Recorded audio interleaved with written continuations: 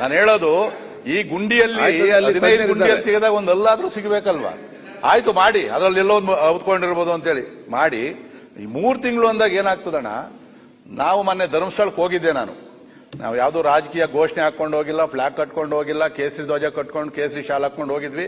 ಅಲ್ಲಿ ಭಗವಂತನ ಘೋಷಣೆ ಬಿಟ್ಟು ನಾವೇನು ಕೂಡ ಮಾಡಲಿಲ್ಲ. ಆದ್ರೂ ಕೂಡ ಕೆಲವು ಟೀಕೆ ಟಿಪ್ಪಣಿಗಳು ಬಂತು.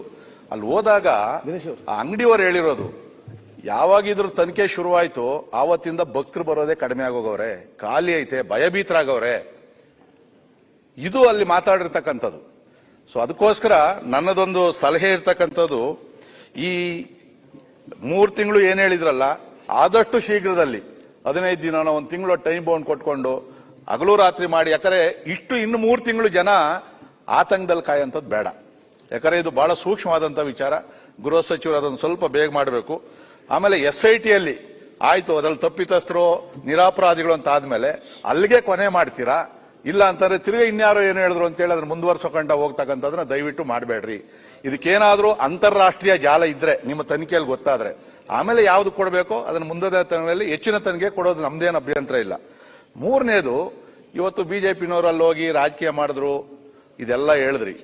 ಇವತ್ತು ಆ ಕಡೆ ಭಾಗದಲ್ಲಿ, ನಾನು ಆ ಕಡೆ ಈ ಕಡೆ ಅಂತ ಹೇಳಲಿ ಯಾರು ತಪ್ಪು ತಿಳ್ಕೊಳೋದು ಬೇಡ, ಈ 10-12 ದಿನದಲ್ಲಿ ಯಾರಾದ್ರೂ ಆ ಕಡೆ ಭಾಗದ ಶಾಸಕರು ಧರ್ಮಸ್ಥಳಕ್ಕೆ ಹೋಗಿದಾರ? ಇಲ್ಲ ಅಂದ್ರೆ ಇದು ಜನಗಳಿಗೆ ನಂಬಿಕೆ ಬರಬೇಕು.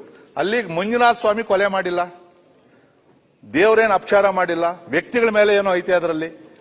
ಆದ್ರೆ ದೇವಸ್ಥಾನಕ್ಕೆ ಹೋಗಿ ಏನ್ ಸಮಸ್ಯೆ? ದಯವಿಟ್ಟು ನಮ್ಮ ಮುಖ್ಯಮಂತ್ರಿಗಳು ಉಪಮುಖ್ಯಮಂತ್ರಿಗಳು ಶನಿವಾರ ಬಸ್ ಮಾಡ್ಕೊಂಡು ಎಲ್ಲಾರನ್ನು ಕರ್ಕೊಂಡು ಒಂದ್ಸರಿ ದೇವಸ್ಥಾನಕ್ಕೆ ಹೋಗಿ ಪೂಜೆ ಮಾಡ್ಕೊಂಡು ನಮಸ್ಕಾರ ಹಾಕಿ ಬನ್ರಿ. ಜನಗಳ ನಂಬಿಕೆ ಬರ್ತದೆ, ಜನಗಳ ನಂಬಿಕೆ ಬರ್ತದೆ. ಅಲ್ಲ ಹೇಳ್ದೆ ನಾನು,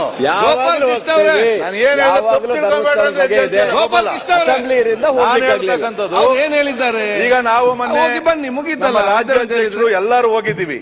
ಜನಗಳಿಗೆ ಒಂದ್ ಸ್ವಲ್ಪ ವಿಶ್ವಾಸ ಬಂದೈತೆ.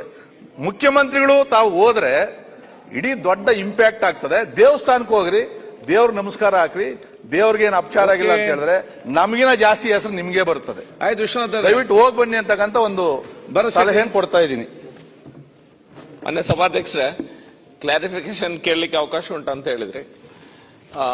ಮೊದಲನೇದಾಗಿ ಅಲ್ಲಿನ ದಕ್ಷಿಣ ಕನ್ನಡ ಜಿಲ್ಲೆ SP ಅವರು ಈ ಕೇಸ್ ಆಗುವಂತ ಸಂದರ್ಭದಲ್ಲಿ ಈ ಅನಾಮಕ ವ್ಯಕ್ತಿಯ ನಾರ್ಕೋ ಅನಾಲಿಸಿಸ್ ಮಾಡಬೇಕಂತ ಕೋರ್ಟ್ ಅಲ್ಲಿ ಅರ್ಜಿಯನ್ನು ಹಾಕಿದ್ರು.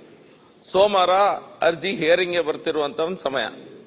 ಆದಿತ್ಯವಾರ SIT ಅನ್ನು ಮಾಡಿದ್ದಾರೆ. ಒಂದ್ ವೇಳೆ ಆ ವ್ಯಕ್ತಿಯ ಮಂಪರ್ ಪರೀಕ್ಷೆ ನಾರ್ಕೋ ಅನಾಲಿಸಿಸ್ ಬ್ರೈನ್ ಮ್ಯಾಪಿಂಗ್ ಮಾಡಿದ್ರೆ ಎಲ್ಲಾ ವಿಷಯಗಳು ತಿಳಿತೈತೆ. ಅವರು IPS ಕ್ಷಣ ಕ್ಷಣದ ಸುದ್ದಿಗಳಿಗಾಗಿ ಫ್ರೀಡಂ ಟಿವಿ ಸಬ್ಸ್ಕ್ರೈಬ್ ಮಾಡಿ, ಲೈಕ್ ಮಾಡಿ ಹಾಗೂ ಫಾಲೋ ಮಾಡಿ. ಹೊಸ ಸುದ್ದಿಗಳ ನೋಟಿಫಿಕೇಶನ್ಗಾಗಿ ಬೆಲ್ ಐಕಾನ್ ಮೇಲೆ ಕ್ಲಿಕ್ ಮಾಡಿ.